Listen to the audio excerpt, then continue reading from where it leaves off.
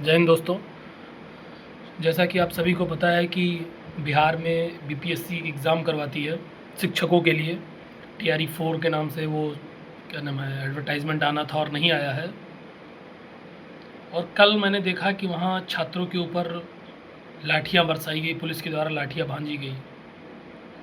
पहले तो मुझे गुस्सा आया उन बिहार की जनता पर, क्योंकि वो जितने भी लड़के वहाँ बैठे थे उन अभी पिछले 6 महीने पहले उन लोगों को अपनी सरकार चुनने का और अच्छा राजनेता चुनने का मौका मिला था, उन्होंने ये नहीं चुना। फिर मुझे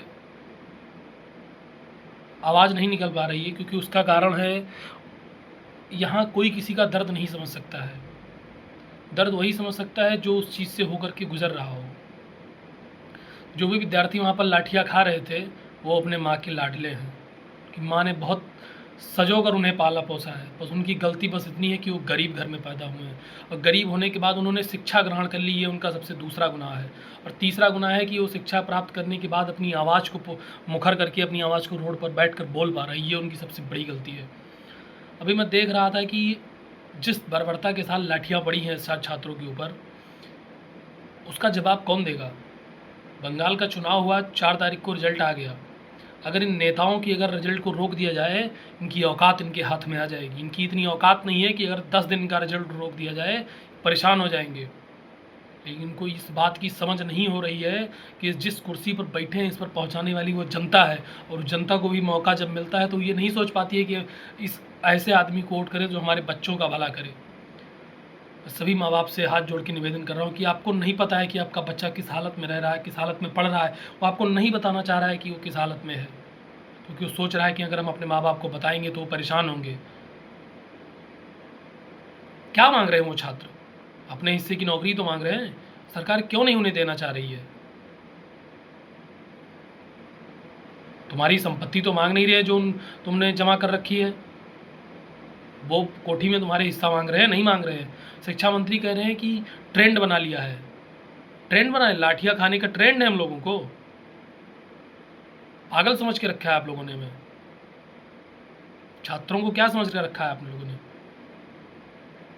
शिक्षा मंत्री का मैं बयान सुन रहा था, उनको लगता है वो कह रहे थे कि छात्रों को आंदोलन करने का उन्होंने ट्रेंड बना लिया है, हर चीज़ को बातचीत। पिछले 1 साल से बातचीत क्यों कर रहे हैं आप बताइए, क्यों नहीं आया?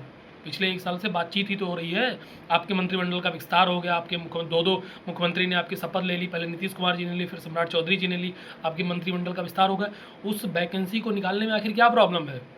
अभी आप एक पेपर हुआ बीपीएससी एईडीओ का, वो कैंसिल हो गया पेपर। उसका जिम्मेदार कौन है? जो छात्र गए थे ट्रेनों में बैठ के प्लेटफॉर्म पर सोए थे, उसके जिम्मेदार कौन है? जब आप लोग जाते हैं और आपका बेटा जाता है तो बढ़िया होटलों में रुकता है, लेकिन जो भी पेपर देने गए तो स्टेशनों पर रुके थे, क्योंकि उनके माँ बाप गरीब हैं, किसान हैं, और वो चाहते हैं कि इस गरीबी की रेखा को तोड़कर ऊपर जाएँ। यही उनकी सबसे बड़ी गलती है।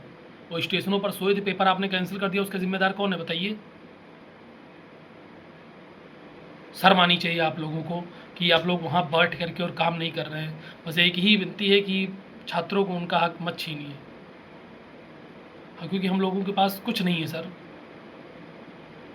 हम किस परिस्थिति में पेपर देने जाते हैं, किस परिस्थिति में लड़ते हैं, वो खाली हम ही पता चल सकता है, हम ही को पता चल सकता है। जिस चुनाव को हारने के बाद भी आप लोगों को फ़र्क नहीं पड़ता है, क्योंकि वो पैसा जो आप लोग खर्च करते हो मेहनत की कमाई का नहीं होता है। और हम लोग जो 1500 लेकर के पेपर देने जाते हैं ना सर, सोचते हैं कि 10 रुपये अगर बचा लेंगे, अगर 2-5 किलोमीटर है वो 20 रुपये किराया लग रहा है, तो कहेंगे यार चलो पैदल चलते हैं, 20 रुपये का पानी ले लेंगे, नहीं वहाँ कुछ खा लेंगे।